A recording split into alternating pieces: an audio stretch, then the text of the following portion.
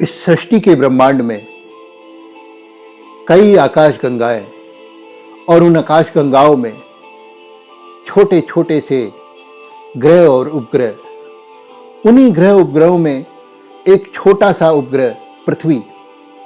उस पृथ्वी पर कई महाद्वीप और उन महाद्वीपों में भी छोटे छोटे से देश। उन छोटे छोटे देशों में छोटे छोटे राज्य और उन छोटे छोटे राज्यों में छोटे छोटे शहर। उन छोटे छोटे शहरों में छोटी छोटी सी बस्तियाँ। उन छोटी छोटी बस्तियों में छोटे छोटे से घर और उस घर में एक छोटा सा कमरा हमारा। लेकिन इंसान का बच्चा, धरती का आवारा बेटा, ये सोचता है कि ये सारी दुनिया उसकी जेब में है। ये पूरी प्रकृति एक नियमबद्ध तरीके से चल रही है।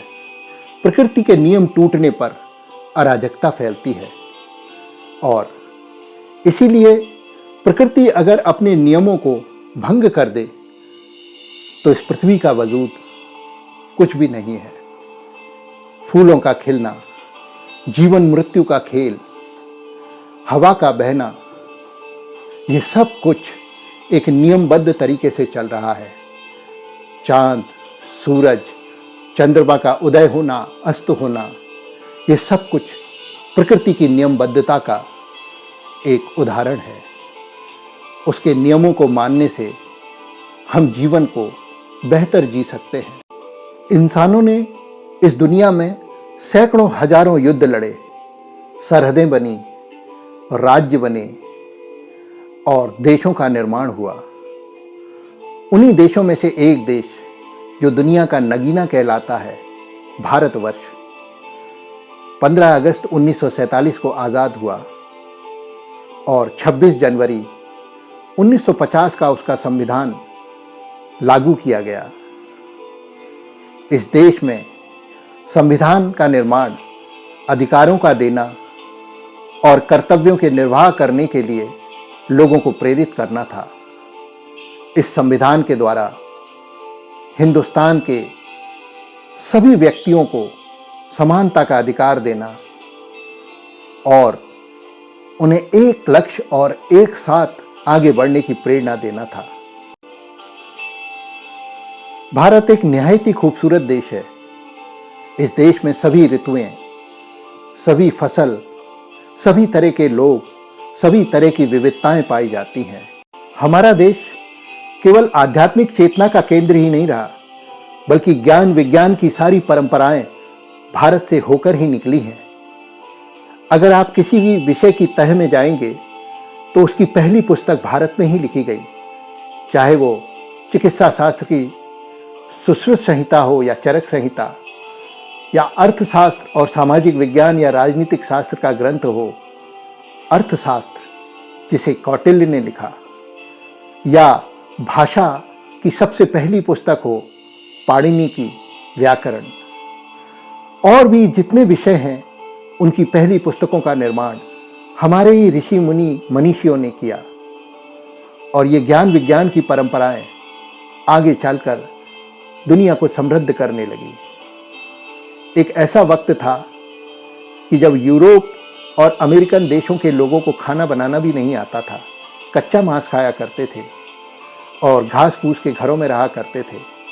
उस दौरान भारत में बड़े बड़े भवन निर्माण हो रहे थे, बड़ी बड़ी व्यवस्थाएं बनी, बड़े बड़े खान पान के व्यंजन बनाए जाते थे और हम दुनिया को सीख देने वाले एक महागुरु के रूप में स्थापित थे।